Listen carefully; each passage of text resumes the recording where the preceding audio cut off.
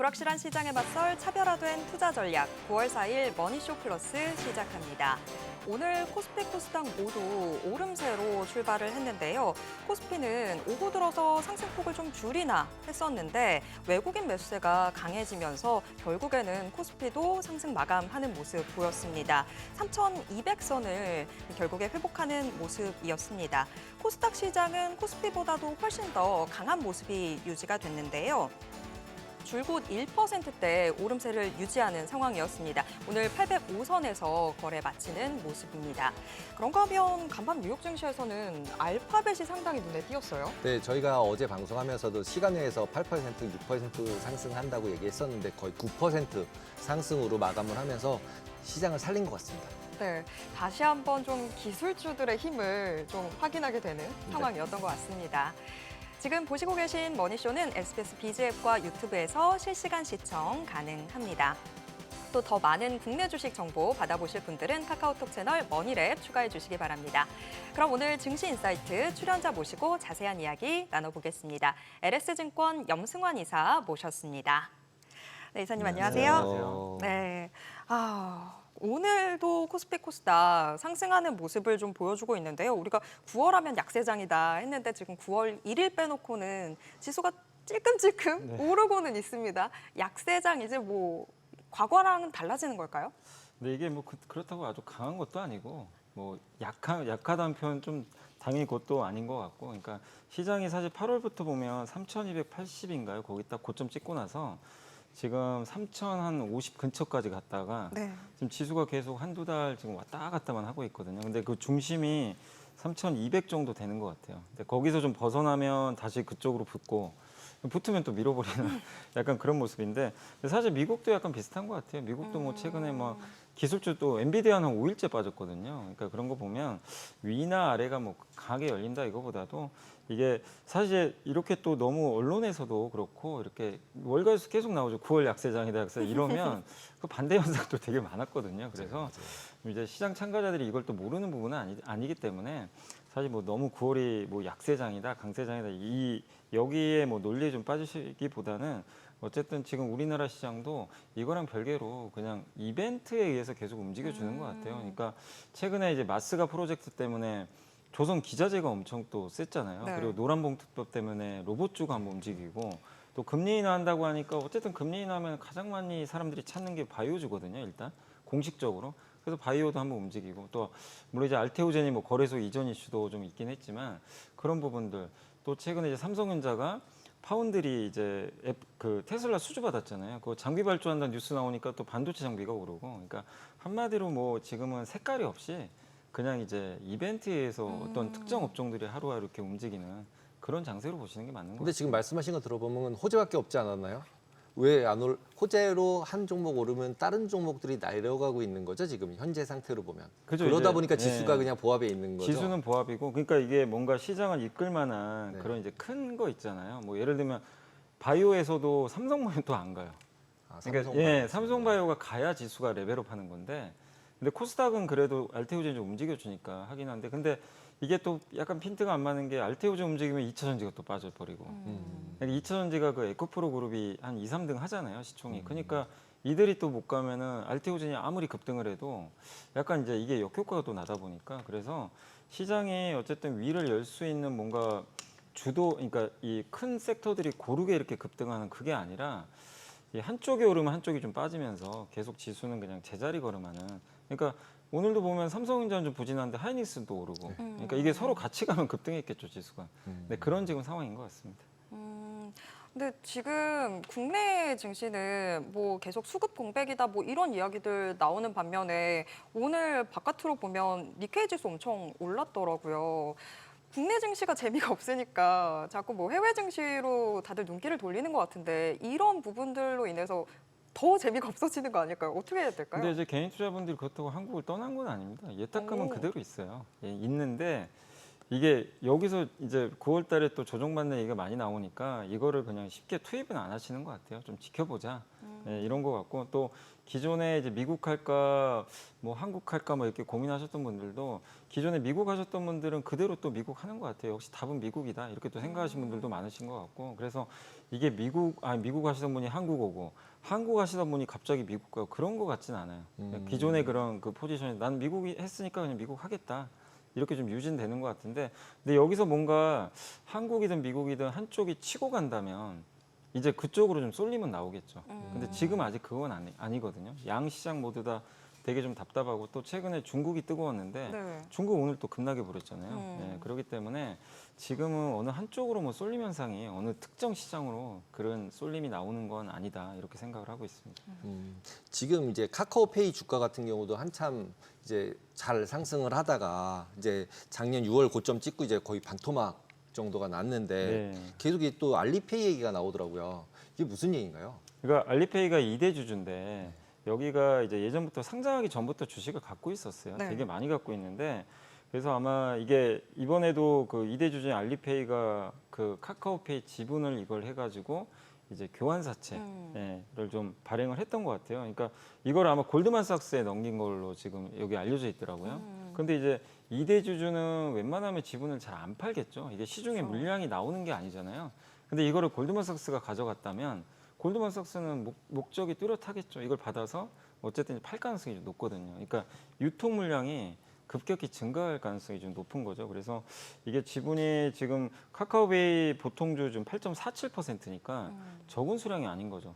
상당히 좀 많은 수량이고 그리고 요게 알리페이 지분율이 현재 31.9인데 이게 만약에 이제 교환사채로 전부 교환이 되면 지분율이 19%가 되거든요. 근데 19%를 또 계속 처분할 수도 있어요.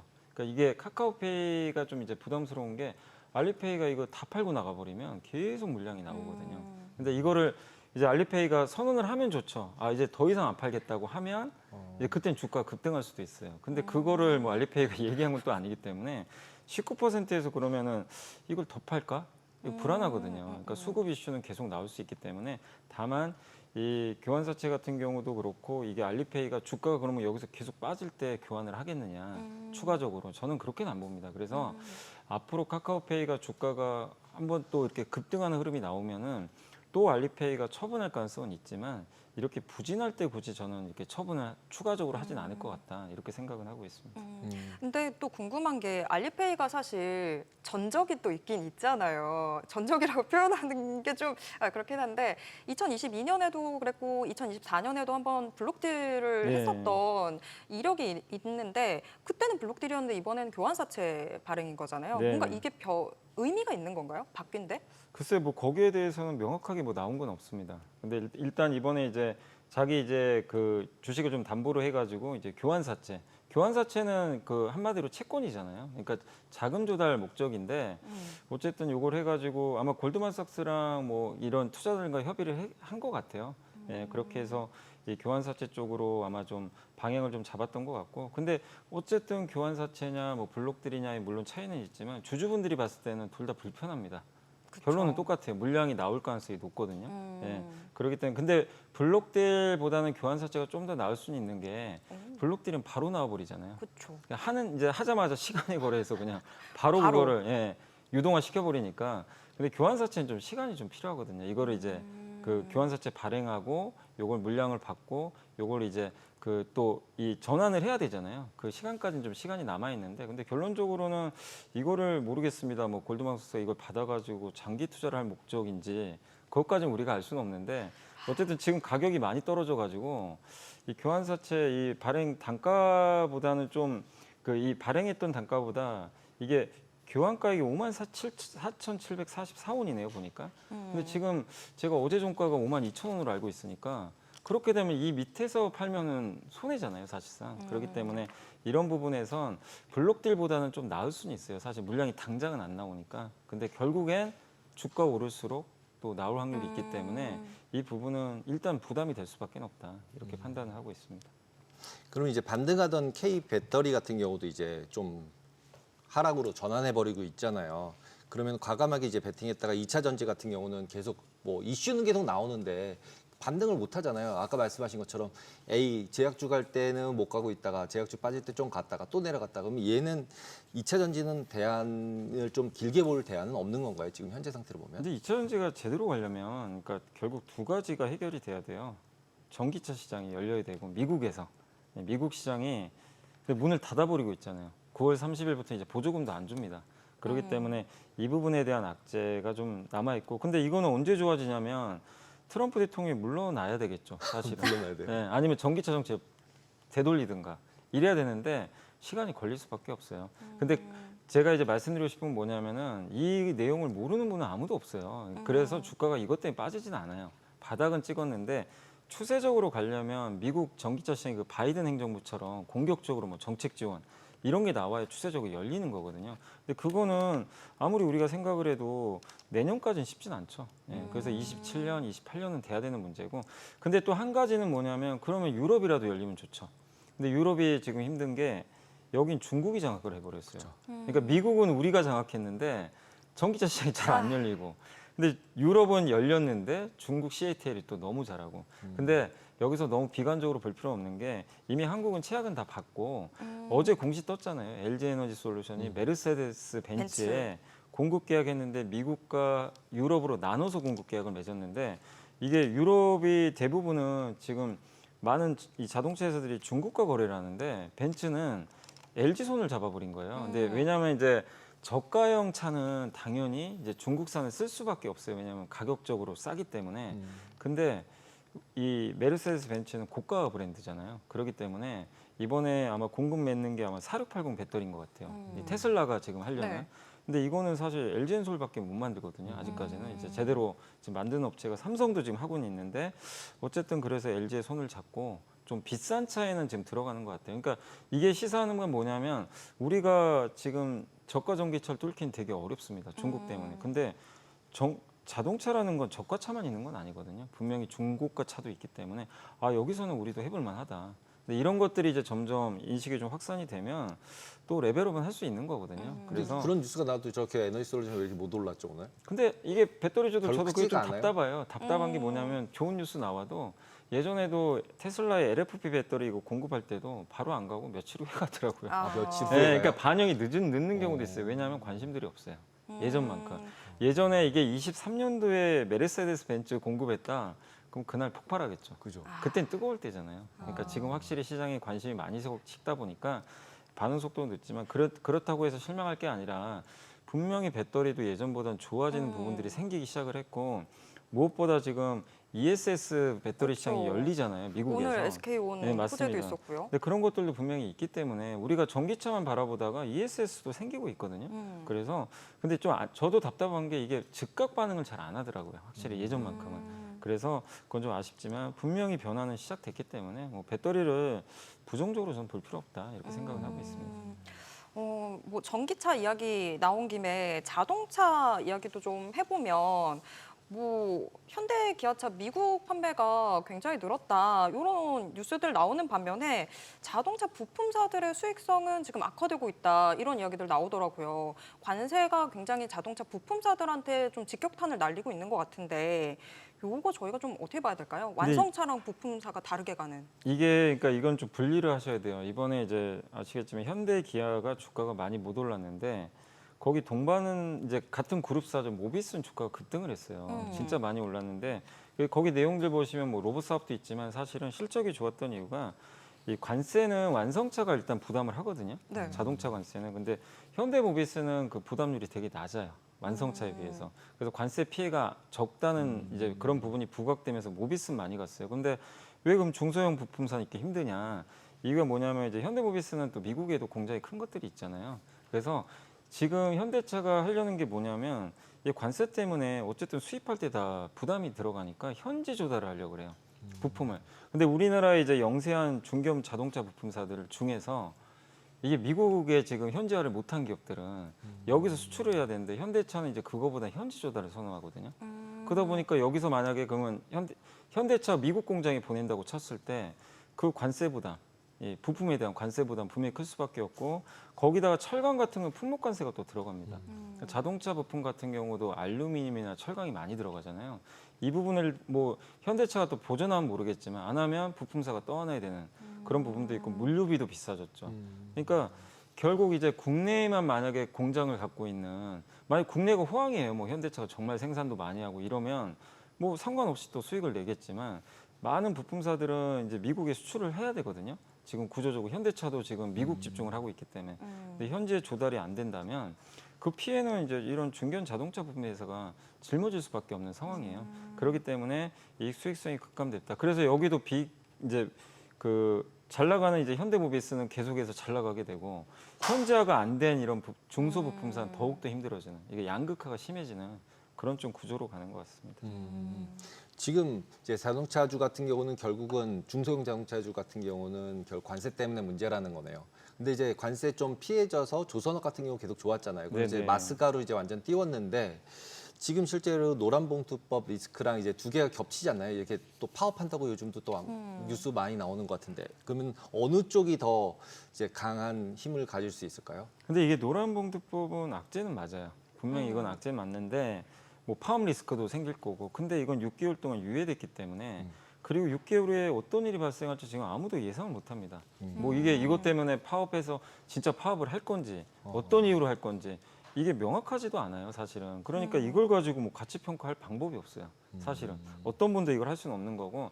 근데 마스가는 명확하거든요. 미국이 명확히 원하고 있고 이미 지금 하나그룹이 미국의 그 필리조선소를 인수했고 현대중공업과 미포조선이 합병한 이유가 있잖아요. 미국 군함 시즌 진출을 하기 위해서 아예 회사를 합쳐버렸습니다. 지금 거기다 삼성중공업은 이번에 미국의 비고르 마린이라는 회사랑 거기가 미국 군함 수리하고 유지보수하는 회사거든요. 거기랑 이제 양해각서를 맺었어요. 삼성은 원래 방산 안 하거든요. 삼성마저도 이제 진출하겠다는 거예요. 그러니까 이거는 명확한 그림이 보이니까 그래서 지금 우리가 초점을 맞출 건 노란봉투법이 이게 악재가 아니라는 게 아니라 이건 우리가 계산할 수가 없는 상황이기 때문에 요거는 내년도부터 이제 영향을 줄 거예요. 근데 지금 당장 반영하기 좀 쉽지가 않고 마스가는 이제 시작을 해버렸기 때문에 이런 부분에 있어서는 우리가 좀 투자하신 분들은 이제 포커스는 일단 마스가 쪽으로 좀 맞춰 놓으시는 게 좀 맞지 않나 저는 그렇게 보고 있습니다.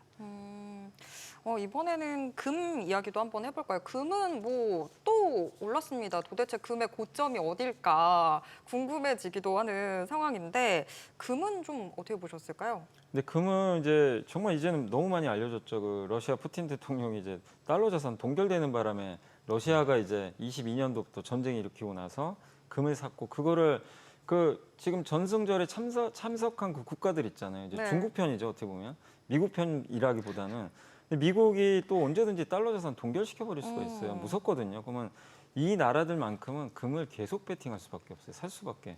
그러니까 기본적으로 버는 돈을 금으로 바꿔버리는 거죠. 그러니까 이 그런 국가들의 이제 중앙은행이 금을 이제 기본적으로 사들이거든요. 매년 꾸준하게. 그러니까 금값이 쉽게 떨어지질 않아요. 이게 구조적인 수요예요.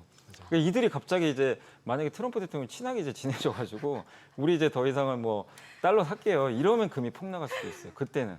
근데 그런 일은 발생하기가 거의 우리가 상식적으로 생각해도 현재로서는 불가능하죠. 그렇기 때문에 금 수요가 일단 붙을 거고 거기다가 금은 어떻게 보면 달러 대체제잖아요. 근데 트럼프 대통령이 원하는 건 달러 약세거든요. 그리고 네. 최근에 미국 경기도 좀 약간 고용도 좀 꺾이기 시작을 했고 미국의 어쨌든 이제 금리 인하도 시작이 될 거고 그런 상황에서 보통 이제 이 금이 그런 이제 그 금리 인하기에 또 성적표가 좋았거든요. 이제 그런 이제 관습도 좀 있었던 거죠. 그러다 보니까 구조적인 거, 금리 인하 이런 이제 부분들이 이제 같이 가미되다 보니까 또 안전자산이 또 대표 명사고 그래서 아마 이런 게 이제 같이 어우러지면서 지금 신고가를 좀 내고 있는 것 같은데 다만 이제 뭐 물론 휴전이 된다면 일시적으로 한번 빠질 수는 있겠지만 일단 저는 기본적으로 이런 아까 말씀드린 구조적으로 수요가 좀 계속 증가하는 부분 금은 공급이 일단 기본적으로 부족한 그쵸. 또 상품 중에 하나잖아요. 비트코인처럼. 그렇기 때문에 공급 늘 만한 요인도 별로 없고 그래서 금값 상승은 중장기적으로는 저는 계속 뭐 이게 열려있다. 옛날처럼 뭐 물가 오르면 금 못 오르고 이게 아니라 저는 그냥 구조적으로 좀 금은 꾸준하게 오르지 않을까. 중간중간 진폭은 있겠지만 그래서 그게 이제 예전과 달라졌다는 걸 좀 이 금 투자하신 분들도 인지를 하시고 투자를 하시는 게 좋을 것 같습니다. 휴전 나왔다, 금 빠진다 그러면 그럴 때 조금씩 오히려 사야 더, 되는 네. 상황이라고 보면 네. 되겠네요. 네.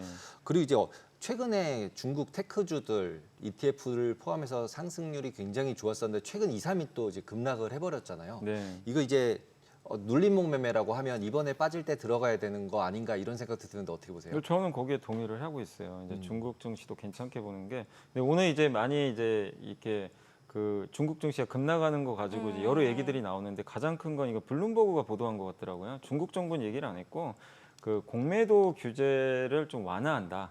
이런 이제 공매도 규제 완화한다는 이제 공매도가 나올 가능성이 높다는 얘기잖아요. 그래서 왜냐하면 최근에 중국 증시가 너무 뜨겁다 보니까 이 중국 정부의 의지는 명확합니다. 계속해서 증시 부양이에요. 부동산 부양은 불가능합니다. 애초에 지금 부채가 너무 많기 때문에 그래서 증시 부양에서 소비를 좀 살리자. 그리고 중국이 지금 자신감을 많이 얻고 있잖아요. 중국의 그 혁신 기업들이 너무 많은데 그 기업들의 마중물 역할을 하는 게 중국 증시가 될 수 있거든요. 이게 부양을 해주면 되게 좋거든요. 중국 정부도. 근데 아시겠지만 그 옛날에 2007년도도 한번 그랬었고 2015년에 중국 증시 버블 터진 적 있죠. 있죠. 이거 트라우마가 좀 있어요. 중국 정부가. 근데 이번에도 이거를 만약에 이렇게 급등하는데 안 잡다 보면 안 잡고 그냥 중국 개인들이 막 정말 이렇게 물밀듯이 들어오면요. 버블 또 터져버릴 수도 있어요. 잘못하면. 그래서 한번 좀 막자는 좀 그런 그 아마 이유도 좀 있지 않았나. 근데 이건 중국 정부의 얘기는 한 건 아니기 때문에 다만 블룸버그의 보도가 떴다는 건 아마 어쨌든 중국 정부가 언급을 하지 않았나 저는 그렇게 생각하거든요. 약간 좀 과열된 것 같다. 좀 진정시키자. 이런 목적이기 때문에 중국 정부가 증시 부양 의지를 포기한 건 저는 아니라고 봅니다. 그러면 이것 때문에 빠진다면 중국 펀더멘털이 또 바뀐 것도 없잖아요. 그럼 오히려 비중을 이번에 또 늘릴 수 있는 저는 기회가 되지 않을까 이렇게 생각은 하고 있습니다. 중국은 하한가가 15인가 13이었나요? 15였나요? 저 정확히는 정확히 저는 저도 기억이 안 저는 나는데. 10으로 알고 있었는데. 10이에요? 네, 근데 저도 정확히- 10으로 알고 있었는데 좀 네. 아까 여기 캠프리콘 나오는데 아, 그런가요? 12% 마이너스로 보여서 네. 여쭤본 건데 네. 저 한번 확인해 봐야 되겠네요. 네. 네. 근데 중국이 우리가 대였던 게 있다 보니까 좀 조심스럽게 나온 것 같다. 이렇게 좀 정리가 될 것 네네. 같고. 국내 증시 이야기 다시 한번 좀 해보면 저희가 방송 시작하기 전에도 그런 얘기를 했었거든요. 지금 시장 너무 재미가 없다. 네.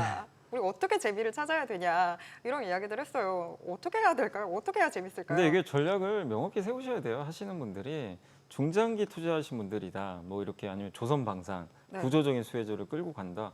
뭐 그런 분들은 걱정할 필요는 없는 거죠. 뭐 많이 올라서 빠지면 더 사면 되는 거고. 그러니까 뭐 지금 뭐 9월에 약세장 온다고 뭐 조선방산 나는 팔겠다 이런 분도 계시겠지만 내년까지 큰 그림이 나온다면 아마 계속 끌고 가시는 분들이 있을 거예요. 근데 그런 분들도 당연히 생각하거든요. 언젠간 빠진다 한 번은. 그게 9월인지 뭐 몇 월인지 몰라요.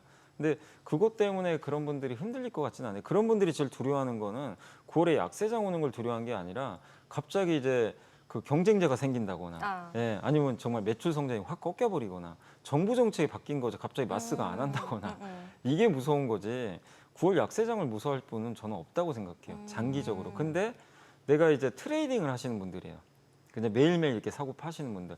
그런 분들 입장에서는 9월 약세장이 만약에 이번 달에 좀 이렇게 증시가 이렇게 제한돼 있다면 계속해서 이제 사고 파는 거죠. 뭐 조선주도 한번 했다가 또 좀 엊그저께는 네이버도 한번 좀 움직였잖아요. 네. AI 관련 주고 왜냐면 정부 정책 수혜주거든요.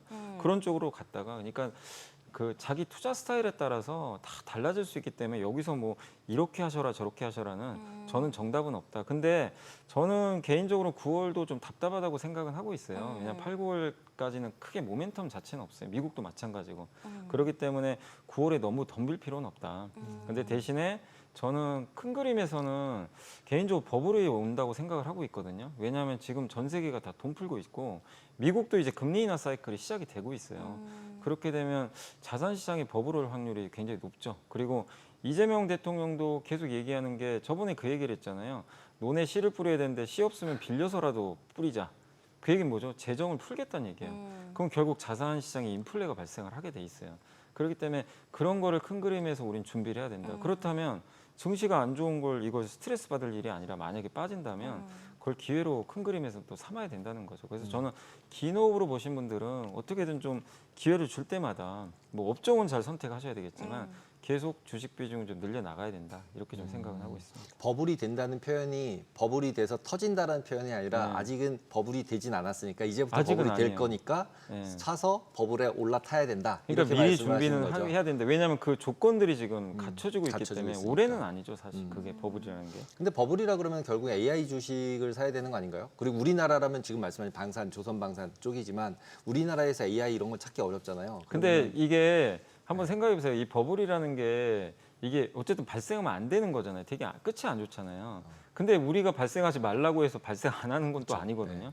결국 그 버블을 만드는 건 투자자들이 만드는 거는데 한번 기억하시겠지만 오히려 버블 날 때는 그러니까 이게 미국이 AI 선도국가고 우리는 아니니까 오히려 미국에서 더 버블 나지 않겠냐 이럴 수도 있지만 이게 반대 현상으로 우리나라에서 AI 주들이 버블 터질 수도 있어요. 왜냐하면 4년 전에 그 메타버스 기억나시잖아요. 기본 10배씩 갔습니다. 그 사실 실체 없는 기업도 이제 결과는 참혹했지만 이제 사실 이제 그런 거 우리가 보통 이제 버블이 터졌다 하는데 결국엔 지금 정부가 그리는 그림도 이재명 정부 예산 1순위가 거기잖아요. R&D 예산에 제일 많은 비중이 AI예요. 그러면 그런 기업들이 정말 뭐 돈을 잘 버냐 안 버냐의 문제가 아니라 이 투자 시장에서는 그런 것들이 스토리텔링이 돼서 돈이 풀려버리면요 버블이 생겨버려요. 그럼 미국보다 우리나라 AI주가 더 많이 갈 수도 있어요. 그러니까 미국이 더 많이 가냐 이거는 우리가 알 방법은 없어요. 지금 상황에선. 근데 이미 미국은 숫자가 받쳐지면서 이미 올라갔기 때문에 좀 다른 레벨로 좀 움직이고 있지만 한국도 이게 정부 정책에 밀어붙이면 나중에 이게 버블이 생길 수도 있는 문제거든요. 그래서 저는 어쨌든 그런 걸 싫어하시는 분들이라면 뭐 거기에 접근 안 하시면 되겠지만 그런 과거 사례를 또 이렇게 공부하셨던 분이라면 AI 중에서 또 그렇게 좀 괜찮은 기업들이 있다면 지금 좀 부진하잖아요. 또 한국은 AI주들이. 그런 것들을 내년 보고 저는 투자하는 것도 뭐 괜찮은 방법이라고 생각을 하고 있습니다. 지금 이야기를 듣다 보면 저는 좀 9월 무섭다라고 생각했었는데 오히려 9월에 대한 공포증은 조금 사라지긴 했거든요. 근데 오늘 또 아침에 나왔던 뉴스들 보면 해외 IB들이 우리나라 경제 성장률 자체는 뭐 올해나 내년이나 크게 뭐 차이 없을 것 같다 이렇게 보는데 경상수지 흑자 규모가 내년이 되면 되게 축소될 거다라고 보더라고요. 그러면 올해까지는 그래도 괜찮은데 내년부터가 이제 관세로 인한 타격이 직접적으로 수출 절벽으로 온다라는 건지 좀 저는 헷갈리더라고요. 근데 어떻게 그거를 이제 받아들여야 될까요? 명확히 알 수는 없는 게 일단 내년은 이제 관세를 고스란히 다 받는 해잖아요. 그쵸. 1년 동안. 그리고 관세율이 이제 15%가 명확하게 됐기 때문에 근데 또 그거를 기업들이요. 만약에 가격이 정가시켜 버리면 경가시키고 미국 사람들이 그 소비를 할 여력만 있으면 사실은 이게 또 무사히 넘어갈 수도 있어요. 근데 이제 만약에 이거 결국 소비자들이 이거를 못 받아들이면 이제 경기 침체 올 수도 있는 거죠. 근데 그거는 명확하진 않아요. 그렇기 때문에 일단 가격은 정가를 할 텐데 그 부분을 내년에 우리가 확인을 해봐야 되는 거고 그리고 모든 기업들이 다 관세 피해 보는 건 아니거든요. 아까 이제 말씀드린 조선업종이라든가 원전이라든가 이런 뭐 방산이나 전력기기는 이게 가격 정가도 충분히 되는 데다가 거기에 또 어쨌든 이제 가격 자체도 이게 그 미국 정부가 지금 원하는 것들이잖아요. 그러면 사실상 관세 어떻게 보면 무풍지 되거든요. 예, 그렇기 때문에 업종마다 또 다 다르다고 보셔야 되겠고 특히 이제 저는 주도주가 될 수 있는 가장 이제 좋은 조건은 그거예요. 트럼프가 하고 싶은데 할 수가 없는 업종. 그러니까 자기가 하고 싶은데 미국이 못하는 업종이잖아요. 그게 대표적인 게 조선이죠. 원전도 그래요. 원전은 그 웨스팅하우스가 원천 기술 갖고 있지만 시공 능력이 없는 국가입니다. 미국 같은 너무 오래 걸리기도 하고 그런 것들은 방법이 없어요. 우리 손잡아야 돼요, 사실은. 변압기도 비슷한 케이스고 그러니까 이게 다 케이스 바이 케이스지 뭐 그냥 관세 때문에 내년에 우리나라 뭐 진짜 이런 외환보유 감소하고 주식하면 안 된다 이렇게 생각하면 정말 지금이라도 그만둬야 됩니다. 그거. 근데 그건 아니기 때문에 거기서 오히려 더 수혜받는 기업도 나오고 그러니까 제일 걱정되는 건 그거예요. 현대차예요. 현대차 과연 관세가 이제 본격화될 때 과연 미국에서 왜냐하면 이 관세라는 거는 현대차에만 적용되는 게 아니잖아요. 유럽 그리고 GM도 피해를 많이 봐요. GM도 공장이 해외에 많아서. 근데 거기서 현대차가 잘하면요. 상대적으로 현대차가 또 올라가 버릴 수도 있어요. 상대적으로는. 잘했기 때문에. 그래서 그러니까 모든 걸 우리가 공통지어서 관세 때문에 내년 안 될 거다. 그거는 그냥 우리가 그냥 그렇게 생각할 수 있는 거지. 그건 그때 가봐야 아는 문제다. 저는 그렇게 보고 있습니다. 조금 아까 제가 이제 중국 10% 아닌가 이렇게 했는데 저기 12% 나왔어요. 12? 찾아보니까 네. 10% 저희가 알고 있는 게 맞고요. 대부분 맞죠. 상하이 네, 현저는 맞는데 그 캠브리코는 커창판이라는 다른 거래소에 상장이 돼 있고 네. 거기는 20%래요. 20%. 예. 그래서 와 얘는 또 거래소마다 상한가 네, 한가도 틀리게 그렇네요. 하는. 저도 공부 많이 제도까지는 잘 해야 돼요, 몰라서. 진짜. 네. 이렇게 또 마지막 정보까지도 또 확인을 해봤습니다. 오늘 말씀은 여기까지 듣도록 하겠습니다. 네, 고맙습니다. 감사합니다.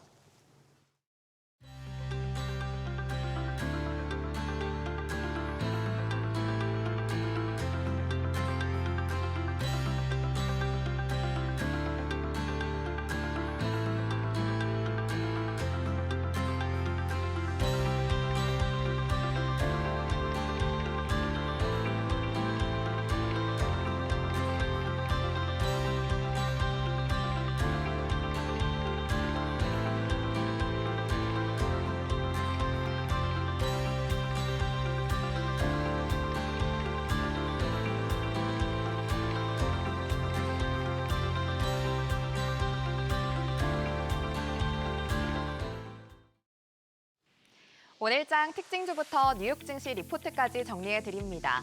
먼저 오늘 우리 증시에서 가장 주목받은 섹터 혹은 테마부터 건조해 볼 텐데요. 미국 테네시밸리 당국과 엔트라원 에너지가 미국 남동부 7개 주에 뉴스케일사의 SMR 총 6기가와트를 건설하는 계약을 체결하면서 원전주가 연일 강세입니다. 뉴스케일의 2대 주주이자 전략적 파트너인 두산 에너빌리티를 포함한 한국 기업들의 수혜가 기대되는데요. 여기에 더해 한수원이 세르비아 에너지 광업부와 원자력 및 수소 분야 MOU를 체결하고 또 오늘 루마니아 체르나보다 원전 설비 개선 사업 착공식을 개최하면서 관련주들이 올랐습니다. 먼저 오늘 삼형 엠텍이 26%대 급등하면서 11,650원에 마감했고요. SNW가 17%대 오르면서 4,990원, 우리기술도 오늘 7%대 올랐고 일진파워와 두산에너빌리티가 각각 6%, 0.6%대 오름세 보이면서 관련주들이 일제히 상승 마감했습니다. 오늘 2차 전지주도 다양한 호재가 겹치면서 강세를 보였습니다. 먼저 SKO는 미국 재생에너지 기업 플랫아이언 에너지 개발과 1기가와트시 규모의 ESS 공급 계약을 체결했다고 밝혔고요. LG에너지솔루션은 어제 메르세데스벤츠 계열사에 총 15조 원 규모로 추산되는 107기가와트시 배터리 공급 계약을 맺었다고 공시했는데 오늘은 카이스트 공동연구팀과 차세대 배터리로 주목받는 리튬 메탈 전지를 대상으로 1회 충전에 800km 이상 주행, 누적 주행거리 30만 km 이상의 수명을 확보하고 충전 시간을 12분까지 단축하는 기술을 개발했다고 밝혔습니다. 이에 따라 관련주들이 올랐는데 먼저 LG에너지솔루션이 오늘 0.72% 오르면서 35만 1,000원에 마감했고요. SK이노베이션이 오늘 4.93% 오르면서 10만 6,400원, EV 첨단 소재가 오늘 5%대 강세 보였고 나인테크와 유일에너테크도 각각 6%, 7%대 오름세 보이면서 관련주들이 일제히 상승 마감했습니다. 이어서 뉴욕 증시 종목에 대한 투자 의견 정리해드리겠습니다. 오늘은 중국 온라인 여행 플랫폼 트립닷컴부터 미국 유통업체 월마트, 미국 음료기업 코카콜라까지 3가지 종목 살펴보겠습니다. 첫 번째 종목은 트립닷컴입니다. 현재 주가는 71달러 선이고요. 목표 주가는 76달러 선으로 제시됐습니다. 2분기 매출은 148억 위안으로 전년 대비 16% 증가했고 영업이익은 47억 위안으로 10% 늘면서 컨센서스를 상회했습니다. 중국 해외여행 예약이 팬데믹 이전 수준을 웃돌면서 시장 평균을 크게 상회했는데 아시아와 중동을 중심으로 예약 주문이 60% 이상 급증했습니다. 국내 여행 역시 100% 이상 증가하면서 가격 하락에도 안정적인 성장세를 이어갔는데요. 다만 최근 3개월 주가는 0.4% 상승에 그치면서 항생테크 지수를 크게 하회했는데 중국 여행 시장 둔화 우려와 해외 사업 확장에 따른 비용 부담이 반영된 걸로 보입니다. 하지만 이번에 호실적을 기록한 만큼 하반기에도 수익성이 개선될 걸로 전망되고 특히 10월 추석과 국경절 연휴를 앞두고 주가 모멘텀이 다시 살아날 수 있을지 주목됩니다. 두 번째 종목은 월마트입니다. 현재 주가는 99달러 선이고요. 목표 주가는 112달러 선으로 제시됐습니다. 2분기 매출은 1,774억 달러로 전년 대비 4.8% 늘었고 영업이익은 73억 달러로 8.2% 증가했는데 특히 이커머스 매출이 26% 급증했습니다. 해외 사업은 인도, 캐나다, 멕시코 투자 영향으로 이익이 줄었는데 기대치에 미치지 못한 수익성과 여전히 남아있는 관세 불확실성, AI 투자 비용 압박으로 주가는 실적 발표 이후 4.5% 하락했습니다. 다만 연간 매출 성장률 가이던스를 3.75%에서 4.75%로 상향했고 EPS 전망도 소폭 끌어올리면서 자신감을 보였습니다. 월마트는 공급망 혁신과 자동화, 로컬 소싱 확대를 통해 향후 비용 부담에도 안정적인 실적을 이어가겠다는 방침입니다. 세 번째 종목은 코카콜라입니다. 현재 주가는 68달러 선이고요. 목표 주가는 85달러로 제시됐습니다. 2분기 매출은 125억 4천만 달러, 주당 순이익은 87센트를 기록하면서 시장 기대치를 웃돌았습니다. 특히 코카콜라 제로는 글로벌 판매량이 14% 증가하면서 4개 분기 연속 두 자릿수 성장을 이어갔는데 미국 탄산음료 시장 점유율에서도 코카콜라는 19.2%로 8% 수준의 펩시를 압도했습니다. 펩시가 공격적인 마케팅에도 닥터페퍼에 밀린 것과 달리 코카콜라는 안정적인 브랜드 충성도를 기반으로 고마진 기조를 유지하고 있고요. PER은 23배 수준으로 역사적인 저점 수준에 머물러 있어서 견고한 펀더멘털과 64년 연속 배당 증액 기록은 투자 매력도를 더욱 높여주는 요소로 평가됩니다. 오늘은 이렇게 세 가지 종목에 대한 국내 증권사들의 분석 살펴봤습니다. 오늘 밤 뉴욕 증시 투자 전략 세우는데 참고해 보시기 바랍니다. 지금까지 종목 리포트였습니다.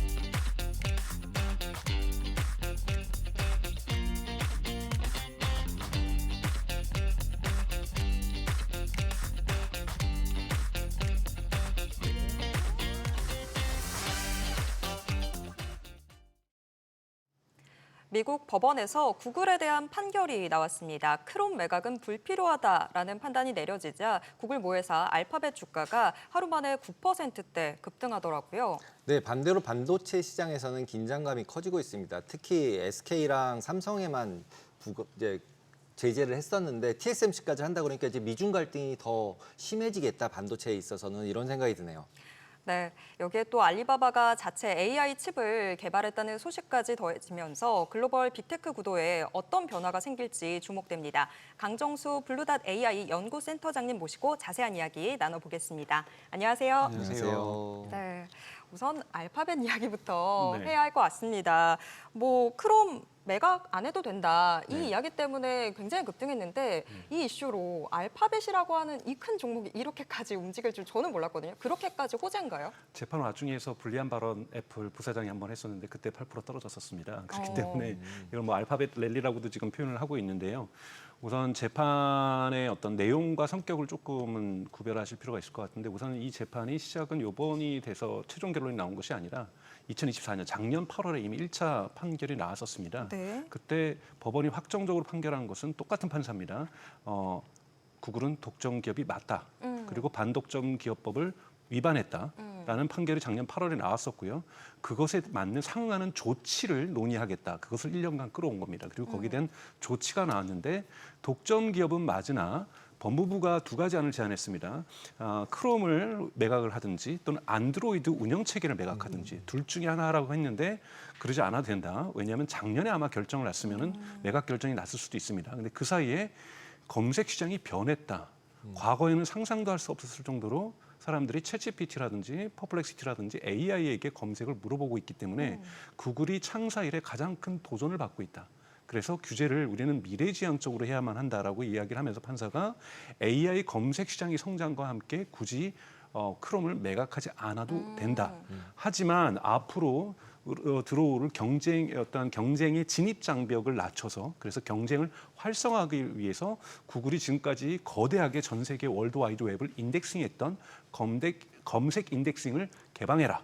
이렇게 지금 판결이 나온 상태입니다. 그게 실제로 근데 검색 인덱싱을 오픈을 해버리면 구글만이 가지고 있는 강점이 없어져서 오히려 악재 아닌가요?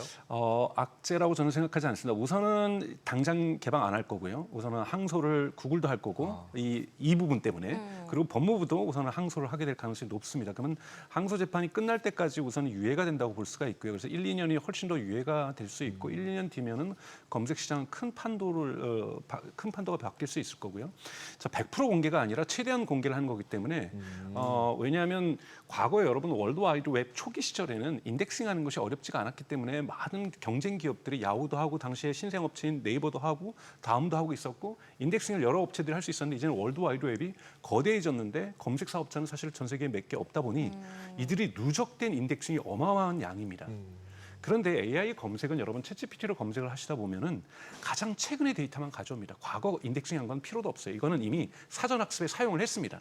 그래서 지금 구글은 아마 최근 6개월간, 1년간 거는 빼고 인덱싱을 개방할 가능성이 높죠. 그렇게 되면 실제로 AI 검색 서비스에 실효적인 의미를 줄 수 있는 가능성은 매우 낮기 때문에 저는 이것은 이제 하나의 이 판사가 얘기하고 있는 미래 시장과 어떤 시장 경제의 경쟁 강화를 위한 조건으로 얘기했을 뿐이지 이것이 결정적으로 구글에게 타격을 줄 거라고는 저는 생각하지 않습니다.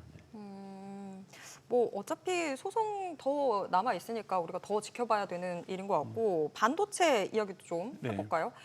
삼성전자랑 SK하이닉스 큰일 났었다라고 생각을 했었는데 이제는 TSMC까지도 이제 미국산 장비 들여갈 할 때마다 중국 공장에 들여갈 때마다 건건히 확인받아라라는 건데 그럼 이제 다 똑같이 동일선상에 놓이게 됐으니까 악재가 사라진 거 아닌가요? 전혀 아니죠. 물론 저는 이것이 실질적인 악재가 되기까지는 아직까지 시간이 있습니다. 왜냐하면 120일의 유예 기간이 존재하고 있었던 거고 그래서 실효가 되는 것은 사실 올해 마지막 날인 12월 31일 또는 내년 1월 1일부터 유효하게 되는 거기 때문에 아직까지 미국 무역 협상 과정에서 이 부분이 논의될 거라 보고 있습니다. 근데 사실은 지금 흔히 말하는 BEU, 즉 Valid End User라는 개념, 지금 이렇게 해서 검증된 최종 소비자들 같은 경우에는 장비를 새로 업그레이드하거나, 그러니까 신규 라인을 짓는 것이 아니라 기존의 DDR 메모리 반도체를 생산하는 데서 장비를 교체할 수도 있고 생산성을 높이기 위해서 업그레이드를 할 수가 있는데 이것 자체도 건건이 허가를 받으라는데 1년 정도 보면 보통 1000건이 넘는 허가가 있습니다. 이 1000건이 넘는 것을 지금은 통으로 당신들은 valid end user라고 해서 마음대로 해도 된다라고 얘기를 해줬는데 믿고 신뢰할 수 있는 파트너니까 이제는 건건히 하라는 거잖아요. 그럼 건건히 안 해줄 수도 있고 지연할 수도 있고 그럼 공장을 업그레이드하다가 멈출 수도 있고 이거 들어올 거라고 생각하고 했는데 허가를 늦게 해주는 바람에 공장이 지쳐질 수 있다는 건 사실상 중국 공장과 중국 공장을 문 닫으라는 뜻입니다. TSMC 같은 경우에는 별로 동일 선상에 있는 것이 아니라 중국에 대한 의존도가 극단적으로 낮습니다. 중국에 있는 공장들 자동차에 들어가는 흔히 말하는 뭐 16나노, 17나노 이러한 사양들의 이 반도체가 생산되고 있기 때문에 TSMC에게는 큰 타격이 없지만 사실상 메모리 반도체의 보급형 반도체의 대다수를 생산하고 있는 삼성전자와 SK하이닉스의 중국 공장 같은 경우에는 타격을 받을 수밖에 없죠. 그러나 이 타격이 현실화되기까지는 사실은 저는 이거는 협상 카드라고 생각하거든요. 지금 실제로 중국이 만약에 미국이 이렇게 막아버릴 경우에는 우리나라 정부에서도 나서야 되는 문제고 사실 미중 협상의 다양한 카드들 중에 하나가 지금 제공되고 있다라고 저는 판단되고 있는 거고 여기에서 최종 결론이 정말로 건건히 허가를 받아야 된다면 저는 삼성전자하고 SK하이닉스는 큰 타격을 받게 될 거라고 저는 생각이 들고요. 아무리 HBM이 있어도 그런데 그 사이에 어떻게 풀릴지 모르기 때문에 아직은 결과가 최종적으로 난 것은 아니라고 보고 있습니다. 그러면 12월 30일까지 일단 시한부네요. 그렇죠. 근데 그 전까지 미중 무역 협정이 타결될 거라고 우리가 예상을 하고 있기 때문에 아무리 연기가 돼도 올해 안까지는 내년 중간 선거가 있기 때문에 그 전에는 타결될 거라고 보고 있기 때문에 그 사이에 어떻게 이것이 위치지어질지 사실 우리 정부의 노력이 더욱더 중요하다고 볼 수가 있습니다. 근데 이제 기본적으로 반도체 같은 경우는 어떻게 보면은 약간 누구나 만들 수 있다는 느낌이 조금은 있잖아요. HBM 빼면. 그래서 결국 중국이랑 경쟁을 해봤자 어차피 나중에 안 될 거다. 이런 소리가 좀 있어서 결국 이제 좀 HBM 빼고는 나쁘다 이렇게 되는데 중장기적으로 볼 때는 맞는 말씀입니다. 지금 여러분도 아시는 그 YMTC라든지 CXMT 중국 기업들 메모리 기업들이 지금 빠른 속도로 추격을 해오고 있기 때문에 범용 메모리 칩들 같은 경우에 랜드 프레시라든지 DDR이라든지 이런 부분에서는 중국의 추월이 있고 가격 경쟁들도 분명히 갖고 있음에도 불구하고 아직까지는 삼성전자나 SK하이닉스가 이 일반 메모리 분야에서도 경쟁 우위 부분이 있기 때문에 그거를 최대한 유지하는 것은 대단히 중요하다고 저는 생각이 들고요. 중장기적으로는 중국이 추적해올 가능성이 있겠죠.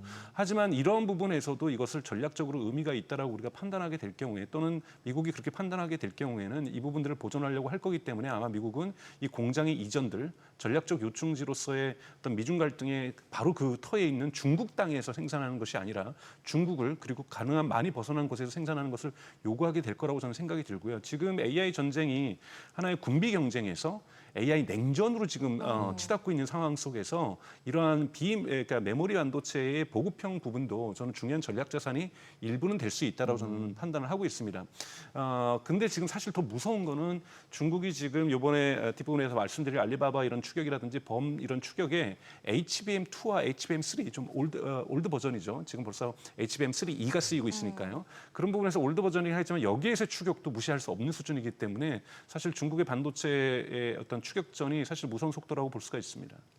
지금 정말 말씀해 주셨던 대로 AI 칩, 뭐 알리바바 지금 자체 칩 내놓고 있고 화웨이도 뭐 블랙웰을 대체할 만한 제품들 선보이고 뭐 이런 상황이 됐는데 지금 중국의 AI 발전 속도가 너무 어마어마한 것 같아요. 그렇죠. 근데 사실은 이거는 엔비디아의 젠슨왕이 이야기했던 것처럼 미국이 자초한 부분도 있다라고 젠슨왕 얘기하고 있죠. 그냥 보급을 해줬으면 되는데 그걸 막아버리니까 그 필요가 수요를 발전을 만든다고 이러한 그들의 절박한 필요와 수요가 이런 AI라든지 또는 AI 반도체까지 이런 수직적으로 모든 것들을 다 발전시키고 있는 상황으로 치닫고 있는데요. 여러분 이것이 이제 8월 29일 날 월스트리트저널이 단독 보도하면서 이것이 지난주 금요일 같은 경우에는 엔비디아 주가가 하락하는 이런 결과를 나왔던 건데요. 이 보도를 자세히 읽어보면 아직까지 두려워할 수준은 아니라고 볼 수가 있습니다. 알리바바가 이번에 만든 것은 여러분 구별이 요즘 되기 시작하는데요. 그러니까 엔비디아 칩은 범용 칩이라고 해서 학습에도 쓰일 수 있고 추론이라는 건 뭐냐면 쉽게 얘기해서 여러분들이 챗GPT한테 질문을 하면은 답변하는 과정을 추론이라고 한다면 네. 즉 응용 부분이죠. 이 응용 부분에서도 GPU가 필요하고 엔비디아의 GPU 같은 경우 이것을 범용적으로 사용하는 거고 근데 지금 이번에 중국에서 알리바바가 개발했다고 하는 것은 이 응용할 때, 추론할 때 쓰고 있는 추론 전용 칩이 즉 학습할 때는 작동하지 않습니다. 그리고 이번에 파이낸셜 타임즈가 보도했지만 딥시크가 지금 R2 버전 2가 지금 나오고 있지 않은 상황이잖아요. 그 이유가 중국 정부가 강요해서 학습할 때도 하웨이 걸 했다라는 거예요. 근데 하다가 실패했다고 접었어요. 이거 지난 5월입니다. 그래서 지금 학습은 엔비디아 칩 H20으로 하고 있고 응용은 하웨이로 하는 이런 식으로 투트랙 하이브리드 전략을 지금 딥시크도 정하고 있다는 거죠. 그렇기 때문에 그만큼 학습용 GPU, AI 칩에서는 아직까지 중국이 못 쫓아오고 있다. 다만 우려스러운 것은 하웨이는 완전히 하드웨어와 소프트웨어의 독립이죠. 근데 여러분 엔비디아 칩의 가장 경쟁력 중에 하나는 하드웨어도 하드웨어지만 쿠다라고 하는 소프트웨어에서 수많은 이 GPU들을 연결할 수 있는 능력에서 범용성들이 엄청나고 여기에서 다른 경쟁 업체들이 AMD라든지 브로드컴들이 공격을 못하는 지점들이거든요. 근데 이번에 이제 알리바바에서 월스트리트저널이 가장 놀라운 부분으로 지목했던 것은 혼용이 된다라는 거예요. 즉 하웨이 칩과 알리바바가 개발한 칩과 이런 것들을 연결해서 하웨이 칩은 아니지만 이렇게 연결해서 엔비디아 칩들을 연결했으면은 소프트웨어상으로 쿠다에서 다 작동이 된다라는 거예요. 호환성을 마련했다라는 겁니다. 이렇게 되면은 H20 칩도 쓸 수 있고 알리바바 칩도 쓰면서 대단히 소프트웨어적으로 이건 대단히 어려운 일이거든요. 이런 부분들을 마련했다는 부분에서 중장기적으로 만약에 소프트웨어에서 즉 여기서의 소프트웨어라는 것은 수많은 GPU, AI 칩들을 연결하는 겁니다. 여기에서 만약에 중국이 미국을 쫓아오거나 엔비디아를 쫓아오게 되면은 중국을 넘어서서 중국의 칩이 해외로 수출될 수 있는 결정적 계기가 마련됩니다. 칩을 잘 만들어서 물리적인 하드웨어만 잘 만들어서는 중국의 내수 시장도 힘들고 해외로 진출하기 어려운데요. 소프트웨어 부분에서 빠른 속도로 쫓아오겠다는 것이 사실은 월스트리트저널이 보고 있는 놀라움이라고 표현하고 있는 거거든요. 그렇기 때문에 중국을 결코 무시할 수는 없다. 하지만 그리고 단기적으로는 엔비디아를 위협할 수준은 아니다. 왜냐하면 엔비디아를 위협할 수준 정도로 학습용에 있어서 AI 학습 칩에 있어서는 능력을 발휘하지 못하고 있다. 응용 부분이다라는 부분으로 제한되어 있다는 부분에서 단기적으로는 엔비디아에게 공격이 안 되지만 장기적으로는 오히려 소프트웨어가 공격이 될 수도 있다. 이런 부분을 주목할 필요가 그 있습니다. 쿠다랑 GPU 가지고 엔비디아가 한 단계 그렇게 업그레이드 됐던 게 사실 거의 20년 전의 일인 그렇죠. 거잖아요. 그러면 네. 산술적으로 지금 중국과 엔비디아 자체의 기술적 격차 20년 정도 이렇게 봐야 되는 걸까요? 그렇게 볼 수 있죠. 왜냐하면 하드웨어 부분들은 많이 쫓아왔지만요. 한국도 지금 뭐 IBM도 마찬가지고 AMD도 마찬가지고 엔비디아 아성을 무너뜨리지 못하는 이유는 하드웨어에서의 엔비디아의 뛰어남도 있지만 이 쿠다 생태계입니다. 그러니까 여러분들 이번에 많은 뉴스 보셨지만 한국도 뭐 36,000개를 지금 뭐 구매를 한다 이런 얘기를 하고 있고 뭐 일론 머스크의 X.AI는 10만 개를 구매해서 작동했고 이제는 20만 개까지 연결했다고 그러잖아요. 이 20만 개를 뭘로 연결하겠어요? 쿠다로 연결합니다. 쿠다로 연결하면서 1,000개는 이런 역할을 하시고요. 1,000개는 이런 역할을 하시고요. 500개는 이런 역할을 하시고 이거를 조정을 해주는 것이 쿠다거든요. 네. 이 쿠다가 없으면 데이터 센터는 작동하지 않습니다. 물론 이거를 물리적으로 연결하는 NV 링크라든지 LV 링크라든지 이런 링크들도 중요하지만 실질적으로 이걸 제어할 수 있는 엔지니어들이 과학자들이 연결해서 AI를 만들게 학습시키기 위해서 배당을 해야 되잖아요. 그 컴퓨터 칩들을 이런 부분들을 다른 데서는 지금 쫓아갈 수 없다라는 부분에서 압도적인 우위를 점하고 있는 것이 엔비디아의 쿠다라고 볼 수 있는데 이제는 중국이 하드웨어를 쫓아온 걸 넘어서서 비록 20년 정도 떨어질 수 있지만 그 간격의 속도는 똑같이 20년이 안 걸릴 수가 있거든요. 쿠다라는 것이 공개된 소프트웨어이기 네. 때문에 대단히 빠른 속도로 소프트웨어도 중국이 깃발 들고 쫓아오고 있다고 볼 수가 있습니다. 근데 지금 이제 학습하고 추론하고 두 개를 구분해 주셨잖아요. 이제 네. 드디어 사람들이 알게 됐잖아요. 양쪽이 틀리다. 네. 그리고 이제 추론만 있으면 그러면은 어떻게 생각하면 어플리케이션을 만들 수 있는 거잖아요. 네. 그죠? 학습하는 모델은 어차피 GPT를 쓰거나 뭐 구글 써야 제미나를 써야 되지만 거기까지만 오픈해 주면 내가 추론으로 되는 거 좀 작은 것들 온 디바이스 반도체나 이런 거 만들고 앱 잘 만들면 내가 이제 시장을 먹어버리면 어차피 회원만 있으면 되는 거잖아요. 네.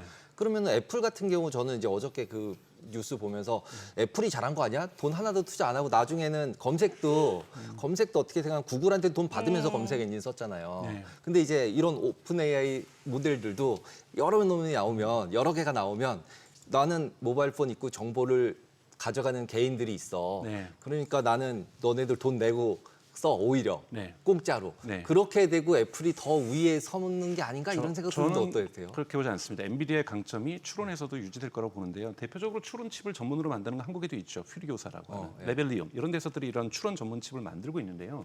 여러분 엔비디아의 저는 지배력이 앞으로도 계속 당분간 지속될 수밖에 없는 것이 추론이 고도화되고 있습니다. 과거에는 GPT한테 여러분들이 질문하면 답변이 짧았어요.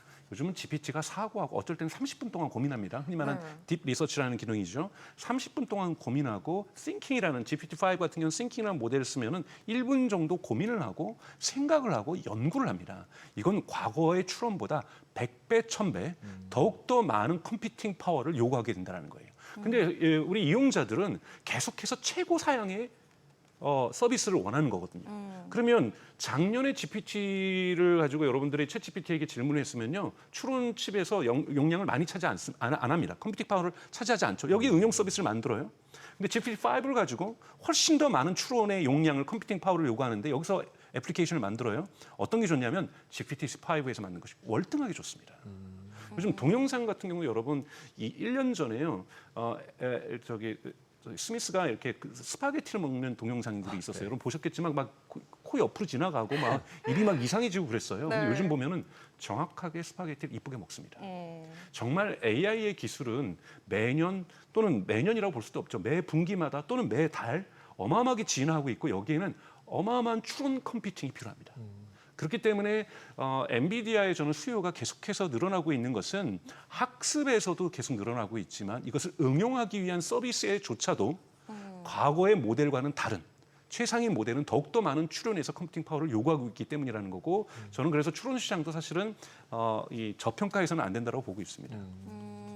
그러면 지금 우리가 언론에서 계속 뭐 중국 AI 여러 가지 이야기들 나오고 있는데 이게 지금 뭐 어쨌거나 엔비디아 혼자 공고했던 것 같은 거에서 약간의 경쟁자들이 나오니까 거기에서 지금 위험성을 느끼고 있는 거고 그게 좀 언론에서 좀 과장되게 보고 있는 거다라고 봐야 되는 걸까요? 그렇죠. 원래 옆집에서 불나면 크게 보도하지 않습니까? 그러니까 이게 저희가 지금 불이 나려고 하는 거잖아요. 근데 이제 이 불이 엔비디아의 집까지 옮겨갈 것이 아니냐는 제가 보기엔 거의 불확실히 가능성 거의 제로에 가깝다고 볼 수 있습니다. 단기적으로는. 그런데도 이것이 언젠가는 엔비디아를 침범할 수 있지 않을까? 가뜩이나 지금 AI 버블론도 지금 있다 보니 투자자들도 놀라는 거고 사실 이런 것은 저는 시장의 노이즈라고 저는 생각이 들어요. 주식시장으로 볼 때는요. 그런데 냉정하게 볼 필요는 있다는 거죠. 왜냐하면 계속해서 미중 간의 갈등이 강화되면서 AI 군비 경쟁이 AI 냉전으로 진화할 경우에는 결국은 중국도 독립할 수밖에 없는 거고 AI를 포기한 인류 문명의 발전은 이제는 저는 상상할 수 없다고 생각이 듭니다. 근데 중국 보고 당신네들은 문명 발전을 시키지 마세요.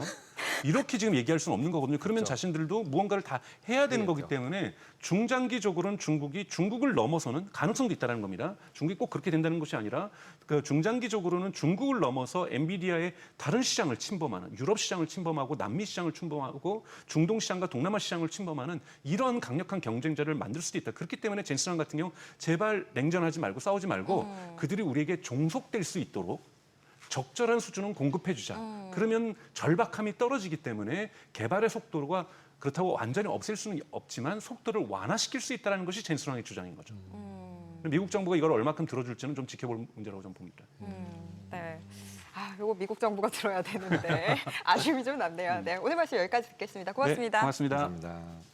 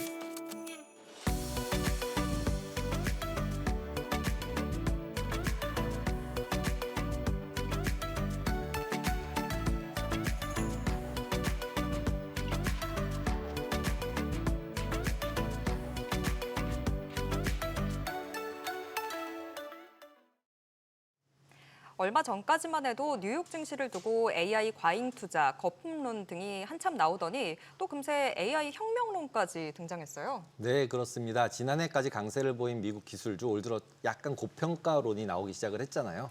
네, 그래도 혁명론까지 나오는 거면 AI는 선택이 아니라 필수인 것 같은데요. 뉴욕 증시에 대한 투자 전략과 함께 자세한 내용 짚어보겠습니다. NH투자증권 조연주 연구원 모셨습니다. 안녕하세요. 안녕하세요. 네, 간밤 미증시 알파벳이 너무 어마어마하긴 했는데 그래서 뭐 기술주 랠리 다시 시작됐다라는 이야기도 나왔지만 쏠림 현상이 있었던 거 아닌가요? 아무래도 이제 그 전날에 트럼프 관세 정책에 대한 불확실성이 나오면서 좀 주가가 흔들렸다가 이제 알파벳 판결 결과가 나오면서 좀 기술주 중심으로 좀 분위기가 좋았다라고 생각을 하고 있습니다. 다만 전반적으로 저희가 봤을 때 9월을 보면 계절적으로 사실 조정이 있었던 시기예요. 그렇다 보니까 이제 지금 밸류에이션이 많이 차 있는 부분도 있고 그리고 9월은 계절적으로 좀 안 좋기도 하고 그리고 저희가 9월 11일 CPI 그리고 9월 16일 17일에는 FOMC 그리고 저번 달에 봤었던 PPI 스파이크가 또 9월 말쯤에 좀 나올 수도 있고 하기 때문에 전반적으로 9월 같은 경우는 좀 성적표를 기다리면서 이 관세에 따른 경기 지표가 얼마만큼 안 좋아지는지 물가에 어느 정도 여파가 있는지를 좀 지켜보는 달이다 이렇게 생각을 했고요. 어제 아무래도 판결 이슈로 인해서 이제 기술주에 대한 모멘텀이 좀 받았다 이 정도로 좀 생각하고 있습니다. 근데 실제로 지난주 금요일 날 같은 경우에 금리 발작 수준이었잖아요. 전 세계 장기채 금리들 상승하면서 네. 완전 기술주 다 무너지고 그래서 네. 월요일까지 휴장이어서 그나마 다행이었고 그 다음 날 또 빠져서 네. 이제 음봉 2개 나오면서 와 이제 끝이다. 네. 거의 그런 차트랑 그런 느낌이었거든요. 그러면서 이제 맞습니다. 9월 달 망가지는 줄 알았는데 갑자기 이제 구글이 나와가지고 다 돌려놔서 차트도 다 바뀌고 분위기도 다 바뀌었는데 금리는 또 어저께 같은 경우 확 빠지더라고요. 네. 그래서 이걸 어떻게 어느 쪽으로 장단을 맞춰야 되는 상황인가요 지금? 그러니까 이제 결국에는 저희도 이제 고객들이 미국 주식시장 지금 들어가도 되냐 아니면은 뭐 좀 더 기다렸다가 들어가야 되냐 이렇게 많이 질문을 하십니다. 타이밍을. 왜냐면 지금 너무 비싸기도 하고 좀 부담스러운 수준이기도 해서 그래서 저희가 말씀을 드릴 때는 이제 9월 달은 좀 지켜보고 그 다음에 들어가도 그렇게 늦지는 않는다 이렇게 말씀을 드리고 있습니다. 물론 이제 기술주가 저희가 장기적 트렌드는 바뀌지는 않는다고 생각해요. 추세적으로 저희가 내년까지 놓고 본다면 당연히 내년에 금리 인하 할 수 있는 그것도 3-4번이나 많이 할 수 있는 국가는 미국밖에 없고요. 또 내년에는 OBBB 법안이라는 감세 정책이 또 실질적으로 시행되는 한 해입니다.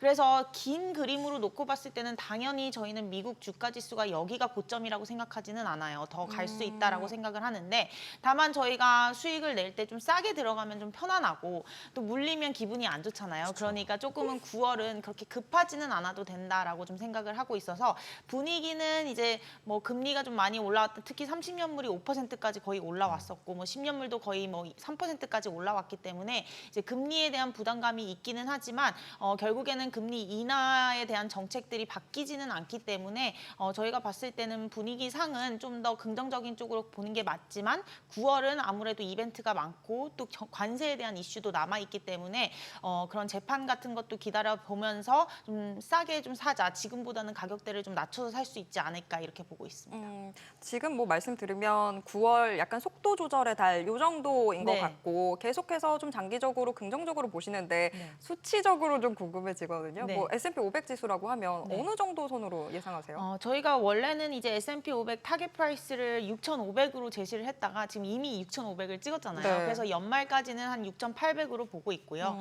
이제 내년도는 저희가 11월 달에 아마 내년 전망을 할 것 같아요. 그러면 당연히 밴드는 더 6,800보다는 올라가겠죠. 그래서 아마 처음으로 7자를 그릴 수 있을지 그거에 대한 부분들을 아마 논의할 것 같고요. 결국에는 업사이드는 뭐 올해까지는 6,800까지는 좀 열어놓자 이렇게 말씀드리고 있습니다. 근데 펀더멘탈 지표들을 계속 보면 네. 계속 스태그플레이션에 우길 수 있을 정도의 숫자들도 자꾸 나오잖아요. 근데 네. 이제 그걸 과거랑 비교하면 괜찮아. 네. 이렇게 얘기하면서 넘어가는 것 같은데 어떻게 보세요? 지금 시장에서는 스태그플레이션과 골디락스 이 두 가지의 극단이 거의 싸우고 있다라고 네. 보시면 돼요. 그래서 경기가 너무 뜨겁지도 않고 너무 차갑지도 않은 딱 좋은 상황이다. 뭐 이렇게 얘기하시는 분이 있고요. 아니다. 물가가 이제 계속 올라가고 고용 시장은 둔화되는데 스태그플레이션이다. 뭐 또 이렇게 얘기하시는 분이 있고요.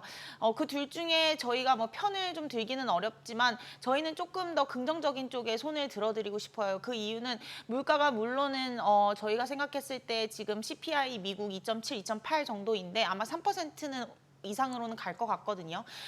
저희는 제한적 인플레이션이다라고 말씀을 드려요. 인플레이션은 맞지만 관세 정책이 이렇게 많이 시행이 됐고 역사적으로 처음으로 그리고 관세 수입도 거의 1년에 1,500억 달러라는 굉장한 규모가 들어오고 있음에도 불구하고 이제 물가가 한 3% 밑을 지금 유지하고 있다라는 거는 인플레이션에 대한 관세 영향이 그렇게까지는 크지 않다라고 생각을 하고 있고요. 그중에 배경은 아무래도 이제 모두 다 소비자 정가로 가지 않고 기업들이 좀 안아주는 게 있고 또 수출 국가들이 안아주는 게 있고 이렇게 분산이 되다 보니까 인플레이션에 대한 제한적 이슈가 좀 나오는 것 같고요. 또 기저효과랑 아니면 인플레이션 자체 물가에 대한 그냥 성격을 놓고 본다면 실질적으로 물가는 한 번 튀었다가 서서히 둔화되는 게 물가의 성격이에요. 그렇다 보니까 결국에는 이런 새로운 뉴노멀이라고 하죠. 이 새로운 비효율적인 시대, 보호무역주의 시대에 좀 적응하면서 물가가 좀 튀었다가 한 3%에서 3.2 정도로 튀었다가 또 안정화되는 흐름이지 않을까. 그렇기 때문에 9월 금리 인하 가능성도 높게 보는 거고 내년도 3번이나 4번 정도의 금리 인하를 기대하는 부분도 그런 유사한 뷰이지 않을까라고 보고 있습니다. 지금 말씀해 주셨던 내용들을 뒷받침해주는 게 사실 어제 나왔던 경제 지표들이었던 것 같아요. 베이지북도 있었고 졸츠보고서도 있었는데 베이지북에서는 뭐 고용 둔화세가 그렇게까지 극명하게 나타났던 것 같지는 않은데 졸츠보고서를 보면 고용 시장 이제 조금씩 위험한가라는 생각도 들었거든요. 네. 지금 여러 가지가 혼재되어 나오는 상황인데 어디에다 초점을 맞춰야 될까요? 아무래도 이제 고용에 좀 더 초점을 두는 게 좋습니다. 그게 이제 나쁘다라는 뜻이 아니라 결국에는 금리 인하를 하기 위해서는 고용 시장이 좀 둔화가 되는 부분이 보여야 되고 그런 부분들이 지난달부터 좀 보이기 시작하니까 이제 금리 인하의 확률이 높아진 거잖아요. 그러니까 저희가 흔히 말하는 밴 뉴스가 굿 뉴스이다라고 말씀을 드리는 것처럼 물가와 고용 둘 중에 고르라면은 고용에 초점을 맞춰서 금리 인하 정책을 펼치는 게 오히려 시장 입장에서는 좀 더 긍정적으로 해석을 할 수가 있고요. 실제로 8월 잭슨홀에서도 그렇게 이제 8월 의장이 말을 했기 때문에 좀 더 비둘기파적인 연설이었다 이렇게도 얘기를 하고 있습니다. 그래서 오히려 고용이 아마 뭐 내일 이번 주에 발표가 되는데 계속 나오죠. 네, 안 좋게 나올 거로 예상을 하고 있고 어. 뭐 그렇다고 하더라도 뭐 경기가 침체 국면이라던가 아니면 경기가 완전한 둔화 국면에 강하다 이렇게 보기는 어렵고 저희가 가져갈 수 있는 카드들이 굉장히 많기 때문에 그런 부분들을 봤을 때는 오히려 굿뉴스가 배드뉴스가 굿뉴스가 아닐까 이렇게 좀 보고 있습니다. 기본적으로 지금 계속 골디락스를 주창하는 쪽은 무조건 AI잖아요. AI 혁명으로 생산성을 높인다. 그래서 네. 이걸 다 메꿀 수 있다. 네. 그러면서 이제 막 9천까지 얘기하는 데까지 이제 나오는데 실제로 이 AI 버블론에 대해서는 어떻게 보세요? 네, AI 버블론이 뭐 한 저번 주까지는 굉장히 좀 시장에서는 크게 작용을 했던 것 같아요. 일단은 뭐 닷컴 버블이랑 많이들 물어보시는데 뭐 버블이라는 거는 결국에는 실체가 없이 또 펀더멘털이 없이 좀 굉장히 흥분하면서 가격대가 형성이 돼야 되는데 실질적으로 지금 2023년부터 지금까지의 흐름을 봤을 때는 실적이 같이 따라주면서 한 번씩 올라오고 실적을 보고 올라오고 이렇게 가고 있거든요. 그래서 저희가 봤을 때는 이게 AI가 버블이다라고 보기는 어려워요. 물론 기하급수적으로 캐펙스 투자를 굉장히 많이 하는 거에 비해 결실은 좀 생각보다 더디고 느린 건 맞습니다. 그렇기 때문에 신중해야 되고 밸류에이션을 봐야 되는 거는 맞지만 그렇다고 해서 버블이다, 뭐 너무 과하다 이렇게 보기는 좀 어려운 것 같고요. 실적이 같이 동반하고 있고 또 대기업 중심으로 투자가 이루어지고 있기 때문에 이런 부분들을 봤을 때는 오히려 신중한 투자가 좀 지속되고 있지 않을까라고 생각을 하고 있고 또 이런 M7 말고는 또 AI에 대한 기술력을 또 확대시킬 만한 기업도 없습니다. 그렇기 때문에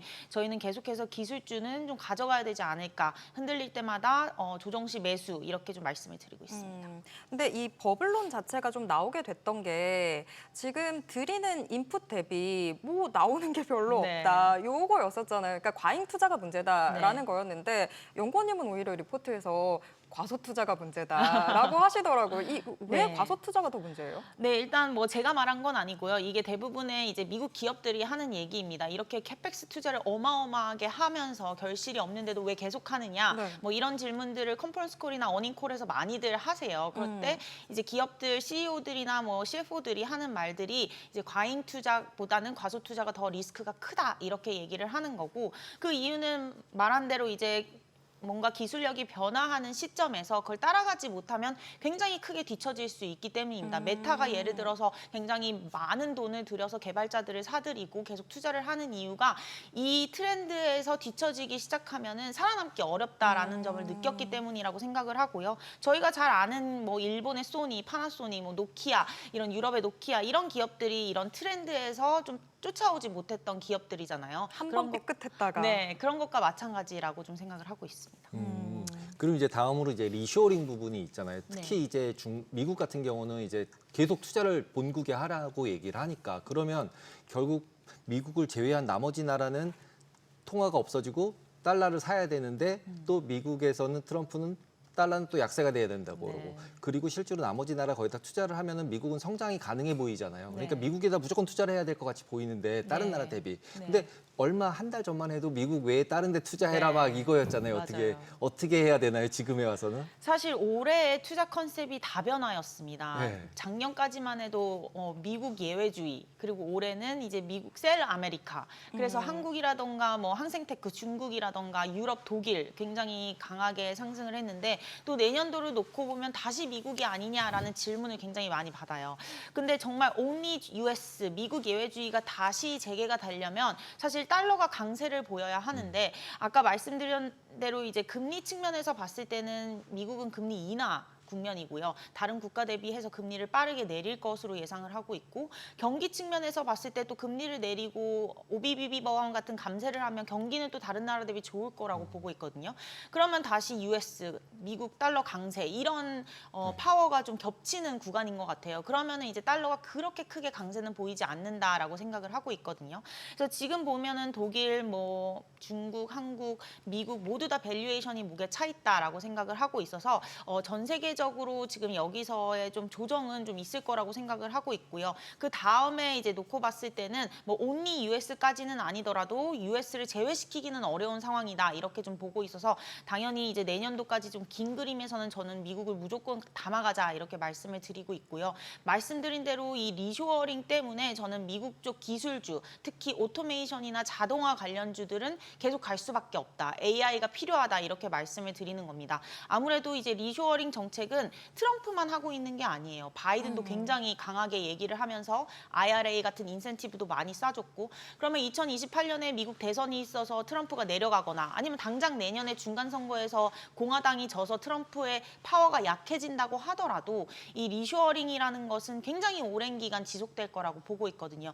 그렇다면 미국 내에서 공장을 짓고 미국 내에 제조업을 설비 투자를 해야 되는데 미국의 임금은 너무 비싸요. 미국인들을 쓰기에는. 그럼 결국에는 AI, 인간을 대체할 수 있는 로봇이라던가 뭐 자동화 아니면 뭐 IoT, 인터넷 오브 띵스 이런 것들이 이제 필요하다라는 측면에선 저희는 기술주들에 대한 투자가 지속될 수밖에 없지 않나 이렇게 보고 있습니다. 근데 미국 이렇게 뭐 기술주, 제조업은 어쨌거나 좀 기대되는 바가 있긴 한데 미국 경제에서 사실 더 큰 부분은 서비스업 쪽이잖아요. 근데 지금 뭐 불법 이민자 단속하고 이러면서 서비스업 쪽에서는 인력난 자체가 문제가 되고 있어서 결국에 두 가지를 다 합쳐보면 마이너스 부분이 더 큰 거 아닌가라는 생각도 들거든요.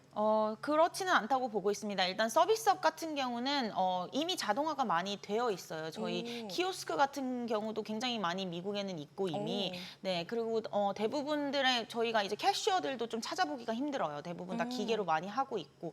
그래서 이제 서비스업 같은 경우는 가장 중요한 거는 이제 금융이라던가 아니면 뭐 소프트웨어, 실리콘밸리 쪽 개발자들 이런 쪽이 이제 중요한 것 같은데 이런 쪽 같은 경우는 이제 계속 투자를 많이 하고 있거든요. 그리고 비트코인 말고도 이제 스테이블 코인 법안이라던가 이런 규제 완화가 계속 지속되고 있기 때문에 미국 같은 경우는 서비스업이 제조업보다는 주류를 이루고 있고 이 서비스업에 대한 투자는 미국 쪽에서는 계속 전 세계적으로 선두를 달리고 있기 때문에 저희가 봤을 때는 지금 ISM 제조업 지수가 좀 꺾이고 있는 거고 ISM 서비스업 지수는 그래도 버티고 있는 부분이 아마 그런 투자들이 다 서비스업 쪽으로 거의 많이 돈이 들어가고 있기 때문이다라고 생각을 하고 있고요. 여기서 이제 제조업까지 리쇼어링으로 인해서 효과를 본다면은 실질적으로 미국 경기는 좀 좋지 않을까 이렇게 보고 있습니다. 보통 이제 보조금 얘기 아까 말씀하셨는데 실제로 이제 보조금 주던 거를 갖다 지분으로 내놔 이러고 있잖아요. 네. 그러면은 기본적으로 재정 적자 부분이 계속 다른 나라도 다 문제고 지금 실제 영국 같은 경우는 거의 작년에 문제가 생겼던 시기까지 다 올라갔는데도 잘 중앙은행들끼리 잘 어떻게 뭘 하고 있는 것 같아요.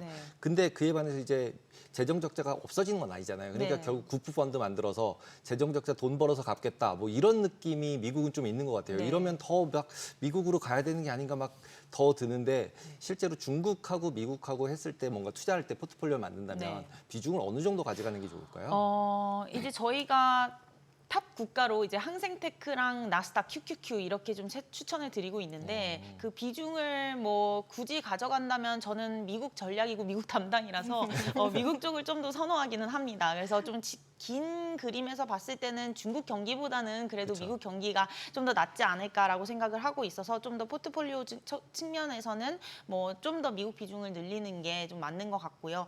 지금이 좀 더 부담스럽다면 차라리 9월 말이나 아니면 FOMC 이후에 들어가면은 좀 더 좋지 않을까 이렇게 생각하고 있습니다. 어차피 지금 포트폴리오 비중 얘기도 나왔으니까 얘기 듣다가 미국도 로봇주를 사야 되나 이 생각도 들었었거든요. 어떤 쪽을 좀 보면 좋을까요? 네, 저희가 아무래도 이제 가장 좋게 보는 거는 당연히 이제 테크 쪽 좀 좋게 보고 있고요. 그래서 그 전까지만 하더라도 저희가 뭐 엔비디아나 뭐 브로드컴 이런 반도체주들을 좀 넣지는 않았는데 이번 달부터 저희 월보에 이제 반도체를 넣었습니다. 그래서 뭐 엔비디아, 브로드컴 같은 경우를 좀 긍정적으로 보고 있고 테크 쪽을 이제 다시 보자 기술주들 중심으로 좀 말씀을 드리고 있고 기존에 저희가 1월부터 계속 추천을 드렸던 게 전력 인프라인데 최근에 좀 많이 쉬었어요. 뭐 비스트라라던가 아니면 뭐 엔페이즈 에너지라던가 그래서 이런 전력 인프라 같은 경우는 쉴 때마다 담아가자 이렇게 좀 말씀을 드리고 있고 마지막으로 말씀 주신 대로 로봇 관련주 그래서 로크웰 오토메이션이라던가 아니면 뭐 아마존 대표적으로 물류 자동화 시스템이 굉장히 잘 돼 있고 글로벌 선두주자로 나오고 있기 때문에 이런 로봇 관련주들도 당연히 좀 가져가는 게 내년까지 바라봤을 땐 좋지 않을까 이렇게 보고 있습니다. 네, 어떤 종목들 봐야 되는지까지도 체크를 해봤습니다. 오늘 말씀 여기까지 듣겠습니다. 고맙습니다. 감사합니다. 네, 이제는 또 고용 지표들 발표가 줄줄이 이어지고 있습니다. 오늘 밤 뉴욕 증시 어떤 부분 주목하고 계세요? 기본적으로는 계속 전제 추세 자체가 하루 오르고 하루 내리고 이걸 계속하고 있기 때문에 지금은 뭐를 예상하기는 굉장히 어려운 시기인 것 같습니다. 아유, 네, 뭔가 꼬리를 확실한 답을 내리는 기다리고 있었는데 꼬리를 내리는. 네, 모든 투자 판단의 책임은 투자자 분들께 있다는 점 알려드립니다. 머니씨 오늘 여기까지입니다. 여러분의 모든 경제에 SBS 비즈가 함께하겠습니다. 저희는 내일 오후 3시 30분에 다시 찾아뵙겠습니다. 고맙습니다.